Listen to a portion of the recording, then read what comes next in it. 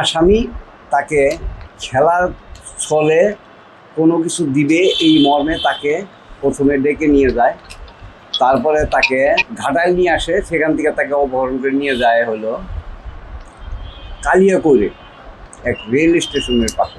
কিন্তু প্রথমে ছেলেটা অপহৃত হওয়ার পরে ছেলেটার দাদা অপহরণের একটা মামলা করে।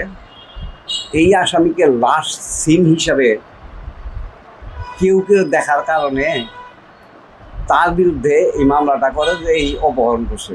পরে সে মুক্তিপণও দাবি করে।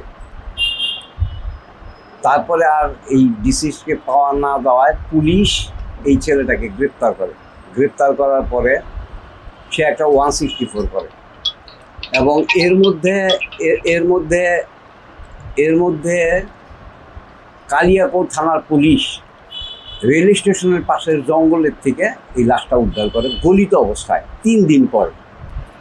বিজ্ঞ আদালত সাক্ষ্য গ্রহণের পরে আজকে এই মামলাটার রায়ের জন্য থাকে এবং বিজ্ঞ আদালত এই আসামির বিরুদ্ধে 3টা ধারায় তাকে দোষী সাব্যস্ত করে রায়ের আদেশ প্রদান করেন।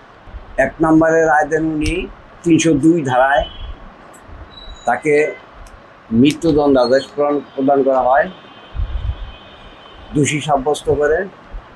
7 ধারায় অপহরণের অভিযোগে তাকে 15 বছরের জেল এবং 20,000 টাকা জরিমানা করা হয়। আর